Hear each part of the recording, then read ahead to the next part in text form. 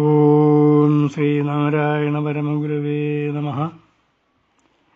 പ്രിയ സുഹൃത്തുക്കളെ, ശ്രോതാക്കളെ, വീട്ടുകാർ ആലോചിച്ച് തീരുമാനിച്ച വിവാഹബന്ധത്തിൽ നിന്നും രക്ഷപ്പെട്ട് പലയിടവും അലഞ്ഞ് സഞ്ചരിച്ചുകൊണ്ടിരിക്കുന്ന ഏകമകൻ ഇന്ന് വരും നാളെ വരും എന്നുള്ള പ്രതീക്ഷയിൽ ഗുരുവിൻ്റെ മാതാപിതാക്കൾ ഏതാനും ദിവസങ്ങൾ കഴിച്ചുകൂട്ടി.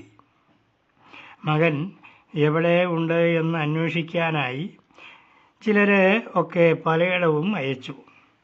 അതിലൊരു കൂട്ടർ ഗുരുവിനെ അദ്ദേഹത്തിൻ്റെ ഒരു സുഹൃത്തിൻ്റെ ഭവനത്തിൽ വെച്ച് കണ്ടെത്തുകയും ചെയ്തു. എന്നാൽ ഗുരുവിനെ വയൽവാരത്തേക്ക് കൂട്ടിക്കൊണ്ട് വരാനുള്ള അവരുടെ ശ്രമം പരാജയപ്പെടുകയാണ് ഉണ്ടായത്. കാളിയമ്മയ്ക്കും പ്രതീക്ഷ നഷ്ടപ്പെട്ടു. അവർക്ക് വയൽവാരം വീട് തൻ്റെ മുത്തശ്ശിയുടെ തറവാട് എന്ന ഒരു ബന്ധമുള്ളതിനാൽ അവിടെ താമസിക്കുന്നതിൽ ഒരു അന്യതാബോധം ഒന്നും തോന്നിയിരുന്നില്ല. ഗുരുദേവൻ വീട് വിട്ടുപോകാനുള്ള കാരണം തന്നെ ഇവിടെ കൊണ്ടുവന്നതുകൊണ്ട് ആണ് എന്ന് മനസ്സിലായി. തന്നോടുള്ള ഇഷ്ടക്കേട് കൊണ്ടാണോ അതോ മറ്റേതെങ്കിലും കാരണം കൊണ്ടാണോ എന്ന് അവർക്കറിഞ്ഞുകൂടാ. ഈ സംഭവമെല്ലാം കടയ്ക്കാവൂരുള്ള കാളിയമ്മയുടെ മാതാപിതാക്കളും അറിഞ്ഞു. കുറച്ചുനാൾ കഴിഞ്ഞപ്പോൾ ഇനി മകളെ ചെമ്പഴന്തിയിൽ നിർത്തിയിട്ട് കാര്യമില്ല എന്ന് എല്ലാവർക്കും ബോധ്യമായി. അവർ ചെമ്പഴന്തിയിൽ വയൽവാരം വീട്ടിൽ വന്ന്, നാട്ടിൽ ക്ഷേത്രത്തിൽ ഉത്സവം നടക്കുകയാണ്, അത് കാണാൻ കാളിയെയും കൂട്ടിക്കൊണ്ട് പോവുകയാണ് എന്ന് പറഞ്ഞു. കാളിക്കും മറ്റുള്ളവർക്കും കാര്യം മനസ്സിലാകാതിരുന്നില്ല. അതായത് നാണു കാളിയുടെ ഭർത്താവാണ് എന്ന സങ്കല്പത്തിന് കോട്ടം വരാത്ത വിധത്തിലുള്ള ഒരു നയപരമായ നീക്കമായിരുന്നു അത്. കാളിയമ്മ മാതാപിതാക്കളോടൊപ്പം കഴിയുന്ന നാളുകളിൽ അവരുടെ മാതാപിതാക്കളും അവിടെയുള്ള ബന്ധുജനങ്ങളും ചേർന്ന് കാളിയമ്മയുടെ ഭാവിയെപ്പറ്റി ചിന്തിക്കാനും ഇപ്പോഴുള്ള പ്രശ്നത്തിന് ഒരു പരിഹാരം കണ്ടെത്താനും വേണ്ടി ഒരു കൂടിയാലോചന നടത്തി. ബന്ധുക്കളായ ചില യുവാക്കളിൽ നിന്ന് ഇങ്ങനെ ഒരു അഭിപ്രായം ഉണ്ടായി. നാണു പഠിപ്പും വിവരവും ഉള്ളയാളാണ്. കാര്യങ്ങൾ വേണ്ട വിധം പറഞ്ഞു കൊടുത്താൽ അവൻ അംഗീകരിക്കാതിരിക്കുകയില്ല. അതുകൊണ്ട് അവൻ എവിടെയാണ് എന്ന് കണ്ടുപിടിച്ച് കാര്യങ്ങൾ പറഞ്ഞ് മനസ്സിലാക്കി ഇവിടെ കൊണ്ടുവരാൻ ശ്രമിച്ചാൽ അത് നടക്കും. ഈ അഭിപ്രായം ശരിയാണ് എന്ന് എല്ലാവർക്കും തോന്നി. അതനുസരിച്ച് വിദ്യയും വിവരവും ഉള്ള 3-4 ചെറുപ്പക്കാർ നാണുവിനെ തേടി ഇറങ്ങി. അവർ ഗുരുദേവനെ ഒരിടത്ത് കണ്ടെത്തുകയും ചെയ്തു. അവർ അദ്ദേഹത്തെ കാളിയമ്മയുടെ അടുത്തേക്ക് കൂട്ടിക്കൊണ്ടുവരാൻ വേണ്ടി ഗുരുവിന് മനംമാറ്റം ഉണ്ടാവാൻ വേണ്ടിയുള്ള പ്രയോഗങ്ങൾ ഓരോന്നായി നടത്താൻ തുടങ്ങി. നിന്റെ മാതാപിതാക്കൾക്ക് നീ ഒറ്റ മകനല്ലേ? വാർദ്ധക്യകാലത്ത് അവരെ സംരക്ഷിക്കേണ്ടത് നിന്റെ കടമയല്ലേ? അതുകൊണ്ട് തന്നെ നീ കുടുംബം ആയിട്ട് അവരോടൊപ്പം ജീവിക്കേണ്ടവനല്ലേ? സന്താനമില്ലാത്തവൻ, അങ്ങനെയുള്ളവന് മോക്ഷം ഇല്ല എന്ന് പുരാണങ്ങളിൽ പറയുന്നുണ്ടല്ലോ. പിതൃപരിയിടാൻ മക്കളില്ലെങ്കിൽ പരേതാത്മാവിന് ഗതി കിട്ടുകയില്ല എന്നും പറഞ്ഞു കേൾക്കുന്നു.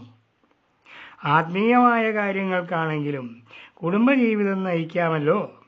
പുരാണങ്ങളിലെ മുനിമാരെല്ലാം കുടുംബജീവിതം നയിച്ചവരല്ലേ? ദേവന്മാർക്കും ഭാര്യമാരുണ്ടല്ലോ.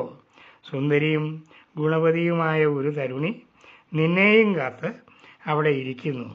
നീ ഇതൊന്നും ചിന്തിക്കാതെ അലഞ്ഞു നടക്കുന്നു. ഇത്യാദികളായ ഉപദേശങ്ങളെല്ലാം ഗുരുദേവൻ ശാന്തഭാവത്തോടെ കേട്ടു. അദ്ദേഹം ചിന്തിച്ചു, ഇവരോട് തർക്കിക്കുന്നത് കൊണ്ട് കാര്യമില്ല. പറഞ്ഞ് മനസ്സിലാക്കേണ്ടത് കാളിയെയും അവളുടെ മാതാപിതാക്കളെയുമാണ്. അതിനാൽ ഇവരുടെ കൂടെ പോകുന്നത് തന്നെയാണ് ഉത്തമം. ഗുരുദേവൻ കൂടുതലൊന്നും സംസാരിക്കാതെ അവരോടൊപ്പം നടന്നു. അന്വേഷിക്കാൻ പോയവർ അതാ നാണുവിനെയും കൂട്ടിക്കൊണ്ടു വരുന്നു. കാളിയമ്മയുടെ അച്ഛൻ സന്തോഷത്തോടെ ഭാര്യയോട് പറഞ്ഞു. ഇത് കേട്ട് അമ്മയും മകളും സന്തോഷത്തോടെ വഴിയിലേക്ക് നോക്കി. എല്ലാവർക്കും അടക്കാനായ സന്തോഷം. കാളിയമ്മയുടെ മാതാപിതാക്കൾ മകളുടെ ഭർത്താവ് എന്നുള്ള നിലയിൽ ഗുരുദേവനെ സ്വീകരിച്ചിരുത്തി. ഗുരുവിൻ്റെ മുഖഭാവം ഗൗരവപൂർണവും നിസ്സംഗവും ആയിരുന്നു. അദ്ദേഹം കാളിയമ്മയുടെ പിതാവിനോട് പറഞ്ഞു, ഓരോരുത്തരുടെയും ജീവിതത്തിന് ഓരോ ഉദ്ദേശങ്ങളുണ്ട്. ഞാൻ വിവാഹം കഴിച്ച് കുടുംബജീവിതം നയിക്കാനായി ജനിച്ചവനല്ല. എൻ്റെ ജീവിത ലക്ഷ്യം മറ്റൊന്നാണ്. അതിനാൽ ഞാൻ ഇവിടുത്തെ മകളുടെ ഭർത്താവായിട്ട് ഇരിക്കുക എന്നത് അസംഭവ്യമാണ്. എന്നെ സ്വതന്ത്രനായി പോവാൻ അനുവദിക്കണം. അദ്ദേഹം കാളിയോട് ഇപ്രകാരം പറഞ്ഞു, ഇപ്പോൾ നിനക്കുണ്ടായ പ്രയാസങ്ങൾക്കൊന്നും ഞാൻ കാരണക്കാരനല്ല. ഞാൻ നിന്നെ വിവാഹം കഴിക്കാൻ ആഗ്രഹിക്കുകയോ നിന്നെ ഭാര്യയായി സങ്കല്പിക്കുകയോ ചെയ്തിട്ടില്ല. നമുക്ക് രണ്ടുപേർക്കും ഉള്ളത് വ്യത്യസ്തമായ വഴികളാണ്. നിന്റെ ഇഷ്ടം പോലെ ജീവിക്കാൻ എനിക്കോ എൻ്റെ ഇഷ്ടം അനുസരിച്ച് ജീവിക്കാൻ നിനക്കോ സാധ്യമല്ല. അതിനാൽ നിനക്ക് നിന്റെ വഴി, എനിക്ക് എൻ്റെ വഴി. കാളിയമ്മയ്ക്ക് ഗുരുദേവൻ ത്യാഗിയായ ഒരു മനുഷ്യനാണെന്നും തനിക്ക് ഭർത്താവായി ഉള്ളവനല്ല എന്നും മനസ്സിലായി.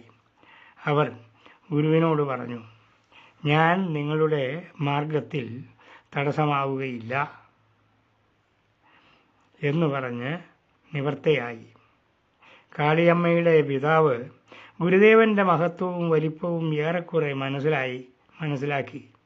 തൻ്റെ മകളുടെ ഭർത്താവായി ലൗകിക ജീവിതം നയിക്കാനുള്ളവനല്ല എന്നും മനസ്സിലായി. എല്ലാവരുടെയും തെറ്റിദ്ധാരണകൾ നീങ്ങി. തെളിഞ്ഞ മനസ്സോടെ ഗുരുദേവന് യാത്ര നൽകി. അങ്ങനെ ഗുരുദേവൻ സ്വതന്ത്രനായി. നമസ്കാരം.